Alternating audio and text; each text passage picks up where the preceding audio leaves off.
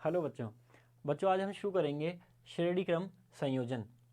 अब ये बात आती है यहाँ पर श्रेणी क्रम संयोजन क्या है। तो बच्चों होता क्या है, किसी सर्किट के अंदर प्रतिरोधकों को किस तरीके से कनेक्ट किया जाए, है ना। तो यहाँ पर हमारे पास में इस चैप्टर में ना दो इसके आप बोल सकते हो मेथड हमें यहाँ पर दे रखे हैं किनको जोड़ने के। एक तो है हमारे पास में श्रेणी क्रम संयोजन और दूसरा हमारे पास में पार्श्व क्रम। श्रेणी क्रम को बच्चों हम क्या बोलते हैं, सीरीज कॉम्बिनेशन, और पार्श्व को क्या बोल देते हैं हम, पैरेलल कॉम्बिनेशन। तो चलिए देखते हैं जरा एक बार। तो बच्चों ये ना सबसे पहली बात ये है, ये चैप्टर का बहुत ज़्यादा इंपॉर्टेंट वाला पार्ट है, बहुत ज़्यादा इंपॉर्टेंट। बहुत सारे प्रश्न आपके यहाँ पर एग्जाम में पूछे जाते हैं इसके बेसिस पर, और ये पूरा पूरा ये भी पूछ लिया जाता है। ठीक है, तो इसे भी हम अच्छे से करना सीखेंगे यहाँ पर कि कैसे हुआ है, क्या हुआ है। तो चलिए शुरू करते हैं। तो बच्चों आपने सबसे पहले आपके पास में आपको विद्युत परिपथ बनाना आना चाहिए। मैंने कहा था, आपने उम्मीद करता हूं आपने प्रैक्टिस कर ली होगी। तो हम क्या करने जा रहे हैं बच्चों, श्रेणी क्रम संयोजन। श्रेणी क्रम संयोजन, संयोजन मतलब तो बच्चों जोड़ना है ना। तो देखिए यार,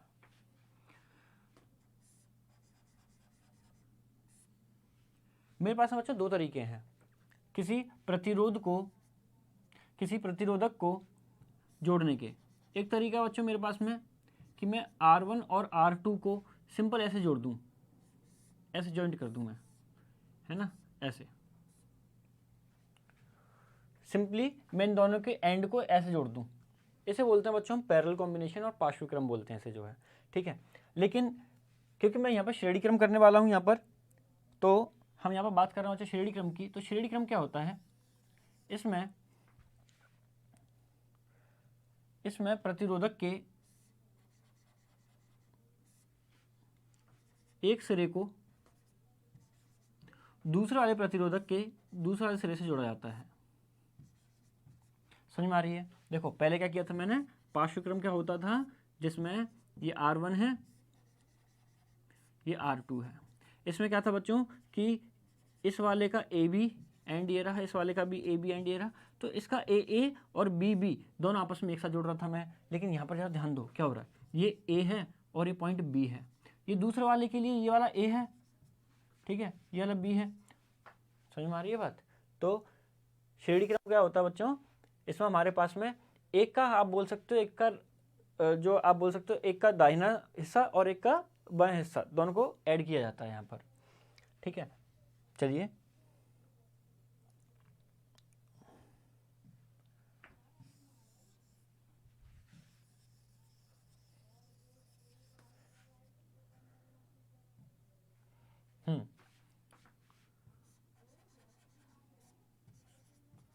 R3।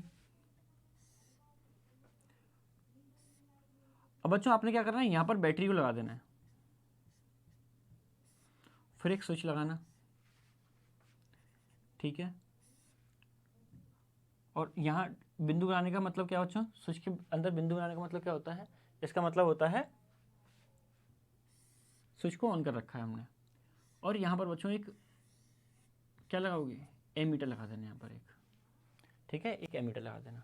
अब आपको एक वोल्टमीटर लगाना है, ये थोड़े से ना गैप हो गया, कोई दिक्कत नहीं है। आपको एक वोल्टमीटर लगाना बच्चों, मैंने आपको बताया था वोल्टमीटर कैसे लगाया जाता है। हमेशा वोल्टमीटर हमेशा पार्श्व क्रम में लगाया जाता है, पैरेलल में लगाया जाता है। ठीक है, तो ये हमारे पास में थे रजिस्टर। आप हमेशा कभी भी कोई भी एक सर्किट बनाओगे ना, कभी भी कोई भी एक विद्युत परिपथ बनाओगे, तो आप जब भी वोल्ट मीटर लगाओ तो वोल्ट मीटर को हमेशा पैरेलल में लगाना। और जो एमीटर है बच्चों, उसे क्या करना होता है, अपने परिपथ में से ही गैप छोड़ करके उसमें लगा दिया जाता है। रीज़न क्या है, क्योंकि एमीटर काम होता है करंट को मेजर करना, करंट को मापता है वो।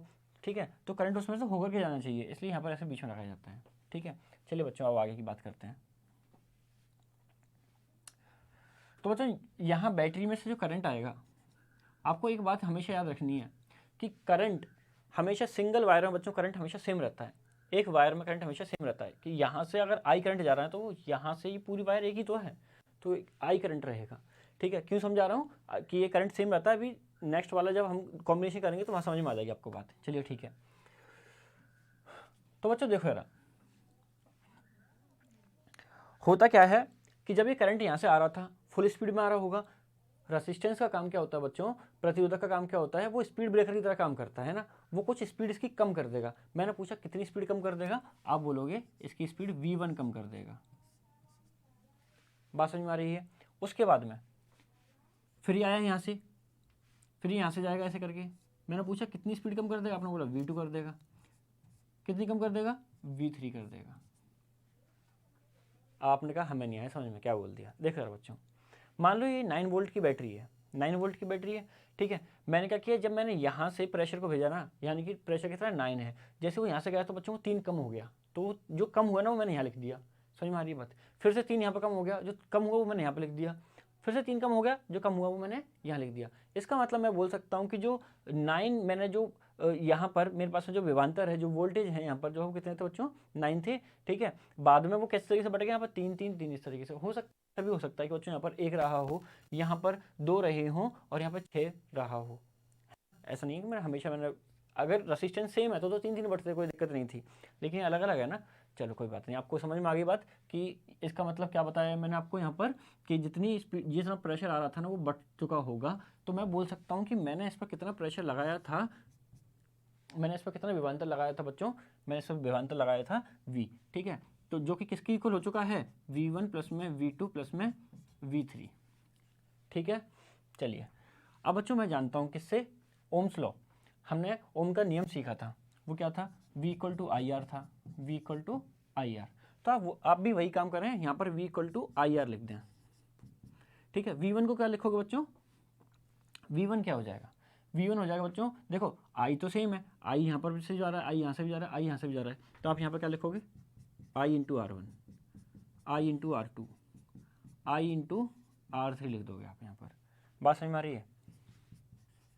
अब यहाँ से i कॉमन ले लो बच्चों, कॉमन लोगे क्या बचेगा अंदर, R1 R2 R3 कट गया, क्या आता है आपके पास में, R is equal to R1 plus में R2 प्लस में R3, ठीक है। तो बच्चों ये आपके पास में क्या आ गया। तो यहाँ से ना हम एक बात समझ गए कि जब भी श्रेणी क्रम में लगाया जाएगा प्रतिरोधकों को, तो अगर आपसे पूछा जाए कि टोटल प्रतिरोध कितना हुआ, ठीक है, तो आप उनको सिंपल क्या कर दोगे, सिंपल उनको जोड़ दोगे, R1 प्लस में R2 प्लस में R3 सिंपल जोड़ दोगे उन्हें, ठीक है। अगर मैं आपसे पूछता कि बेटा ये बता दो कि यहाँ पर 5 लगे हुए हैं, तो बताओ श्रेणी क्रम में कितना होगा, तो आप बोलोगे R1 प्लस में R2 प्लस में R3 प्लस में R4 प्लस में R5, ठीक है। तो हमने यहाँ से बस ये वाली बात सीखी है कि जब श्रेणी क्रम में संयोजित किया जाता है प्रतिरोधकों को, तो टोटल प्रतिरोध किस तरीके से निकाला जाता है, ठीक है। तो उनको, ठीक है, तो उम्मीद करता हूँ समझ में आया होगा। मैं आगे बढ़ता हूँ यहाँ पर, आपका टाइम ज़्यादा ना लेते हुए। देखिए बच्चों क्या बोल रहा है ये, कह रहा है कि जब 2 या 3 प्रतिरोधकों को एक सिरे से दूसरे सिरा मिलाकर के जोड़ा जाता है तो श्रेणी क्रम संयोजन कहलाता है, ठीक है। आपसे पूछा जाता है एग्जाम में, आपसे पूछा जाएगा बच्चों आपके एग्जाम में कि श्रेणी क्रम संयोजन क्या होता है, तो आप वहाँ पर ये वाली भाषा लिखोगे पूरी पूरी, ठीक है। तो श्रेणी, अब यहाँ पर ये बता रहा है कि श्रेणी क्रम में कुल प्रभावित प्रतिरोध कितना होता है, इन्होंने बता दिया R1 प्लस में R2 प्लस में R3। मैंने पूछा ये फॉर्मूला कहाँ से आया, आपने बोल दिया कि श्रेणी क्रम में इस तरीके से आप निकाल सकते हो कि टोटल कैसे निकालोगे, R1 प्लस में R2 प्लस में R3। मैंने पूछा फॉर्मूला आया कहाँ से जो है, तो फिर हमने यहाँ पर फॉर्मूला निकालना यहाँ पर सीखा है, ठीक है। तो ये चीज़ हमने अभी अभी सीख ली यहाँ पर। चलिए बच्चों अब आगे बढ़ें। तो बच्चों नेक्स्ट हमें सीखना है क्या, पार्श्वक्रम संयोजन। तो चलिए सीखते हैं पार्श्वक्रम क्या होता है बच्चों। देखो जरा,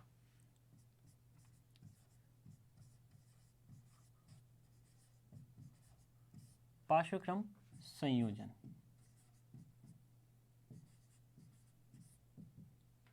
देखो जरा बच्चों, आपके पास में एक प्रतिरोधक है R1, आपके पास में दूसरा प्रतिरोधक है R2, आपके पास में तीसरा प्रतिरोधक है R3, ठीक है।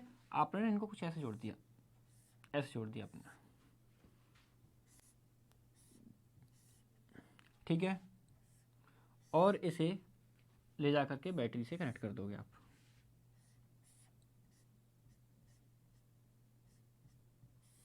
यहाँ पर स्विच लगा देना, उसे ऑन भी कर देना साथ के साथ, अब यहाँ पर एक एमीटर लगा देना, वहाँ लगा देना, बात एक ही है, ठीक है। साथ में बच्चों यहाँ पर ना एक वोल्ट मीटर लगा देना। वोल्ट मीटर आपको पता ही होगा कैसे लगाते हैं, पैरेलल में लगाते हैं। वोल्ट मीटर हमेशा पैरेलल में कनेक्ट होता है ना। तो अभी फ़िलहाल बच्चों से समझाने के लिए मैं हटा रहा हूँ यहाँ से, ठीक है, क्योंकि हमारे यहाँ पर ऐसे काम की चीज़ नहीं है अभी ये। आपने एग्जाम में बना करके आना है ऐसे सर्किट को, ऐसा ही पूरा विद्युत परिपथ ऐसे ही होना चाहिए आपका। चलिए अब देखते हैं बच्चों ज़रा क्या होगा।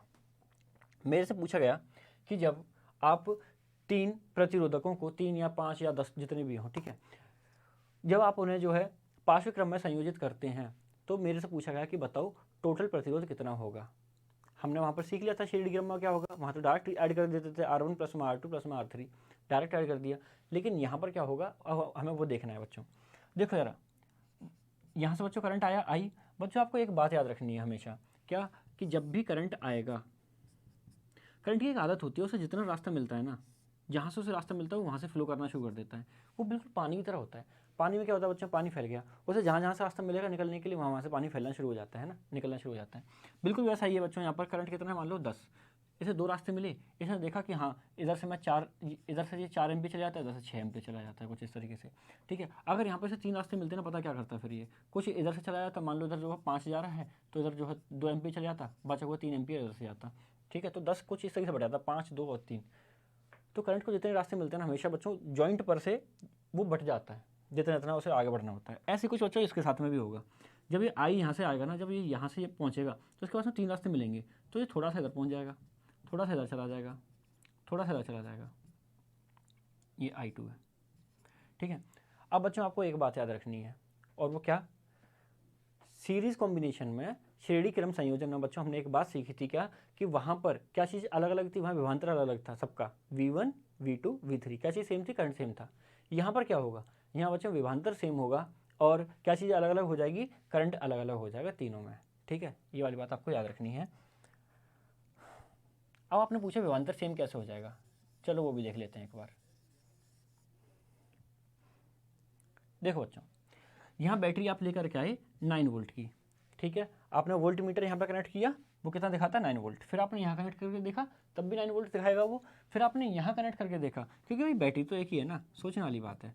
चाहे आप देखो, अगर आपके पास में बच्चों बल्ब है, ठीक है, अब आप बल्ब को ऐसे 2 छोटे तार लगा के तो उसमें लगा दो स्विच में, तब भी जलेगा वो तो, और बड़े बड़े तार लगा दो तब जाके स्विच में जलेगा वो तो, बात तो एक ही है, ठीक है। तो ऐसा ही कुछ यहाँ पर भी फंडा है हमारे पास में, कि आप चाहे यहाँ पर चेक करो वोल्ट मीटर तब भी 9 वोल्ट दिखाएगा, यहाँ चेक करो तब भी 9 वोल्ट दिखाएगा, यहाँ चेक करो तब भी 9 वोल्ट ही दिखाएगा।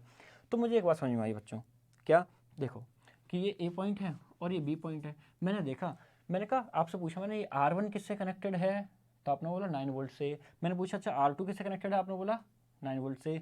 मैंने पूछा R3 किससे कनेक्टेड है, 9 वोल्ट से। बात समझ में आ रही है। इसका मतलब क्या है, हर जगह पर वोल्टेज सेम रहेंगे, ठीक है। तो यहाँ पर भी वोल्टेज V है, यहाँ पर भी V है, और यहाँ पर भी V है, ठीक है। ये तो मैंने एग्जाम्पल के लिख लिया था, तो V दिखाओगे आप सिर्फ,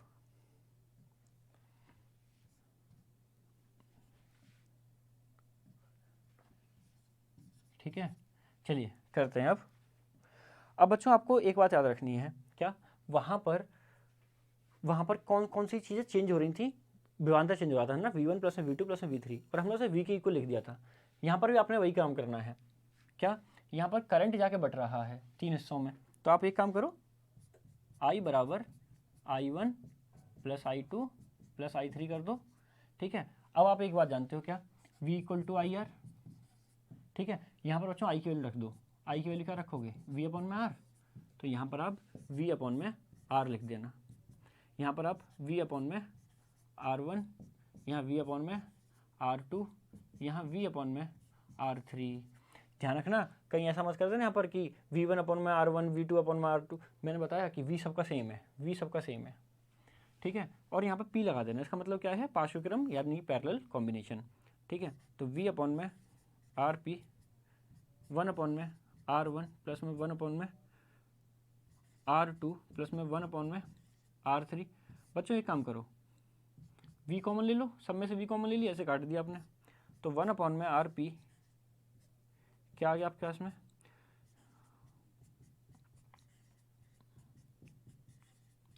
ये आ गया आपके पास में। क्या बात समझ में आ रही है। ठीक है। तो अब हमने ये क्यों किया?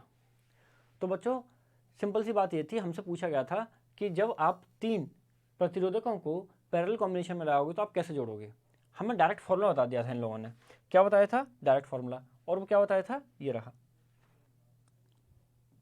इन्होंने कहा कि जब आप 3 प्रतिरोधकों को पार्श्व क्रम में जोड़ते हो तो टोटल कैसे निकालोगे। इसने कहा ऐसे निकाल दो, R1 प्लस में R2 प्लस में R3, ऐसे निकाल दो।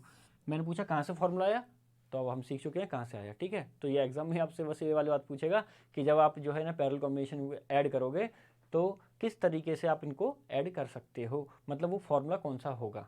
ठीक है, तो आपको जो है वहाँ पर पूरा करके दिखाना होगा कि फॉर्मूला कहाँ से आया। ठीक है, वैसे तो बच्चों इसके बेसिस पर आपके पास में ना बहुत सारे क्वेश्चन पूछे जाते हैं, बहुत सारे क्वेश्चन पूछे जाते हैं। ठीक है, तो इनकी बहुत अच्छे से प्रैक्टिस करेंगे हम। मैं भर भर के क्वेश्चन डाल दूंगा चैनल पर, कोई दिक्कत वाली बात नहीं है। ठीक है, तो देखिए यार क्या बोला, पार्श्वक्रम किसको बोलते हैं? पार्श्वक्रम में प्रत्येक प्रतिरोध के सिरों पर विभवांतर उपयोग किए गए विभवांतर के बराबर होता है। देखो यार कह रहा है कि कितना विभवांतर उपयोग किया गया था, V। इसका मतलब कह रहा है कि हर एक के सिरों पर विभवांतर बराबर रहता है तथा कुल धारा प्रत्येक व्यष्टिगत प्रतिरोध में गुजरने वाली धाराओं के योग के बराबर होती है। कुल धारा मतलब यहाँ से जो आपके पास में जो करंट गया था, ठीक है, और जो अलग अलग में जो करंट गया I1 I2 I3, सबको जब आप सबका योग कर दोगे तो वो किसके बराबर आ जाएगा बच्चों? I के बराबर आ जाएगा। उम्मीद करता हूँ बच्चों आपको समझ में आया होगा। ठीक है, इसके बेसिस पर हम न्यूमेरिकल करेंगे, लेकिन बस थोड़ा सा पार्ट रह गया इस चैप्टर का, उसे हम जल्दी जल्दी खत्म कर लेंगे। ठीक है, फिर उसके बाद हम इस चैप्टर के बहुत सारे क्वेश्चन करने वाले हैं। तो बच्चों उम्मीद करता हूँ आपको श्रेणी क्रम और पार्श्वक्रम बहुत अच्छे से समझ में आया होगा। बच्चों कभी सोचा है आपने कि आपके घर में जितने बल्ब और पंखे, टीवी, फ्रिज, ये सभी कौन से क्रम में लगे रहते हैं, पार्श्वक्रम में या श्रेणी क्रम में? तो चलिए उसी के बेसिस पर हम यहाँ पर आज कुछ सीखने वाले हैं। देखिए यार, पार्श्वक्रम संयोजन की तुलना में श्रेणी क्रम संयोजन की तुलना में पार्श्वक्रम संयोजन के लाभ। अब एक बात समझ गए होंगे आप यहाँ से कि आपके घर में पार्श्वक्रम को अपनाया जाता है, श्रेणी क्रम को अपनाया नहीं जाता, क्योंकि लाभ तो उसी के हैं भैया। समझ में आ रही है बात? चलो देखते हैं आगे क्या कह रहा है यहाँ पर। देखिए यार बच्चों, श्रेणी क्रम मैंने आपको बताया था पहले भी, है ना। तो अब जरा सोचिए, आपके पास में एक विद्युत परिपथ है, आपके घर की बात कर रहा हूँ मैं, वहाँ पर ना एक बल्ब लगा हुआ है। फिर उसके बाद में आपने यहाँ पर फ्रिज लगा दी, है ना। फिर आपने यहाँ पर जो है फ्रिज लगा दी। फिर उसके बाद में आपने जो है यहाँ पर टीवी लगा दी, और इस तरीके से आपके घर में विद्युत परिपथ बनाया गया है। अब बच्चों होगा क्या, जरा ध्यान से सुनो। जब यहाँ से करंट आएगा, जैसे यहाँ से विद्युत धारा आएगी, ठीक है, वो पहले इस बल्ब में जाएगी, फिर फ्रिज में जाएगी, फिर टीवी में जाएगी, ऐसा ही होगा। बाई चांस आपका बल्ब फ्यूज़ हो गया बच्चों, आपका बल्ब फ्यूज़ हो गया, अब क्या करोगे आप? ये तो ख़राब हो गया, जल ही नहीं रहा। तो बच्चों होता क्या है, देखो यार, बल्ब के अंदर ना फिलामेंट होता है, आप सभी को पता होगा। तो करंट जो है ऐसे जाता है इसमें से होता हुआ, ऐसे फिलामेंट में से होता हुआ तब आगे बढ़ता है, लेकिन फिलामेंट तो टूट गया जलने की वजह से, करंट आगे बढ़ ही नहीं पाएगा। श्रेणी क्रम में बच्चों, इसीलिए आप बोल सकते हो हम अपने घर में श्रेणी क्रम को यूज़ नहीं करते। उसका रीज़न क्या है? उसका रीज़न ये है कि अगर एक बल्ब ख़राब हुआ तो पूरे घर की लाइट चल जाएगी। अरे ऐसा होता था पहले के ज़माने में ना, अब तो मुझे पता नहीं, काफ़ी टाइम से मैंने देखा नहीं है। जो दिवाली पर जो लड़ी वगैरह नहीं लगाते, ठीक है, उसमें क्या होता था बच्चों कि अगर एक बल्ब ख़राब हो जाता था ना, पूरी पूरी लड़ी जलना बंद हो जाती थी। उसका रीज़न क्या था? वो उसे जो है वो श्रेणी क्रम में जोड़ दिया करते थे। ठीक है, लेकिन बच्चों वहीं अगर मैं इसे पार्श्वक्रम में लगाऊं तो क्या होगा, जरा उस चीज़ को सोचना आप जरा, है ना। देखिए जरा बच्चों,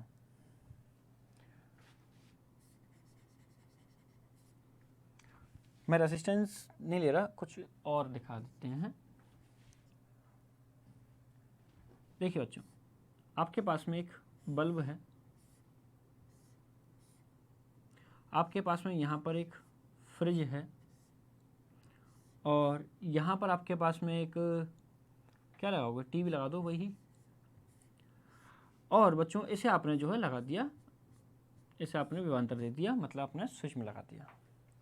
अब हुआ क्या बच्चों, यहाँ से विद्युत धारा आई, यहाँ से विद्युत धारा आई, ठीक है। अब जितनी इस टीवी को चाहिए थी उतनी इधर चलेगी, बची हुई इधर चली जाएगी, समझ रहे हो। जितनी इसे चाहिए यहाँ पर जो है फ्रिज को, बची हुई इधर चली जाएगी यहाँ पर जो है। अब जरा सोचो, अगर मान लो अगर हमारा टीवी ख़राब भी हो जाता है, हमारा टीवी ख़राब भी हो जाता है, लेकिन विद्युत धारा तो ऊपर चली गई ना। बात समझ में आ रही है? मान लो अगर हमारा जो है फ्रिज भी ख़राब हो गया, विद्युत धारा चली गई ना, बल्ब को ख़राब नहीं करते हैं ना, बेकार में क्या ही करोगे बल्ब को ख़राब करके। चलो, तो बात समझ में आ रही है यहाँ से। हमें एक बात समझ में आ गई बच्चों यहाँ पर कि पैरेलल कॉम्बिनेशन हमारे लिए बहुत ज़्यादा आप बोल सकते हो यूज़फुल होता है। उसका रीज़न सिर्फ और सिर्फ क्या है बच्चों कि कोई भी अगर सामान ख़राब हो जाता है तो वो नहीं चलेगा और बाकी के और चीज़ें काम कर रही होंगी हमारे घर में, ठीक है। तो देखिए यार यहाँ पर क्या बोला इन्होंने, कह रहा कि श्रेणी क्रम संयोजन में जब एक अवयव खराब हो जाता है तो अवयव किसको बोल रहे हैं बच्चों, अवयव डिवाइस को बोला जाता है, ठीक है। ये बल्ब, पंखा, जो भी आपने लगा रखेंगे घर में, अगर एक अवयव खराब हो जाए तो पूरा परिपथ टूट जाता है, ठीक है, कोई भी अवयव काम नहीं करता। तो एक नुकसान पता चल गया, श्रेणी क्रम में नहीं लगाना चाहिए। चलो आगे बात करते हैं। कह रहा है अलग अलग अवयवों में अलग अलग धारा की जरूरत होती है। मैंने बताई थी ना, अभी देखो जरा, अलग अलग अवयवों में अलग अलग धारा की जरूरत होती है। देखो टीवी को चलने के लिए कुछ करंट चाहिए था, तो अब एक चीज़ देखो यार बच्चों, अगर मैं यहाँ पर जो है श्रेणी क्रम लगाऊं तो आपको पता है श्रेणी क्रम में क्या होता है, श्रेणी क्रम में धारा सेम रहती है, आई आई आई आई आई। लेकिन जहाँ हम बात करें यहाँ पर पार्श्व क्रम की, जहाँ हम बात करें पैरेलल कॉम्बिनेशन की, उसमें क्या होता है, जितनी टीवी को चाहिए था करंट उतना चला गया, बाकी को बचा हुआ ऊपर चला गया। समझ में आ रही है बात, जितना इसको चाहिए था फ्रिज को, बचा हुआ ऊपर चला गया, इस तरीके से काम करता है। लेकिन यहाँ पर क्या होगा बच्चों, यहाँ पर जो है वो सेम रहता है हर किसी में जो है, लेकिन हमें बताया गया कि भाई अलग अलग अवयवों को अलग अलग की जरूरत होती है, अलग अलग करंट की जरूरत होती है। यह गुण श्रेणी क्रम में उपयुक्त नहीं होता क्योंकि श्रेणी क्रम में धारा एक जैसी रहती है।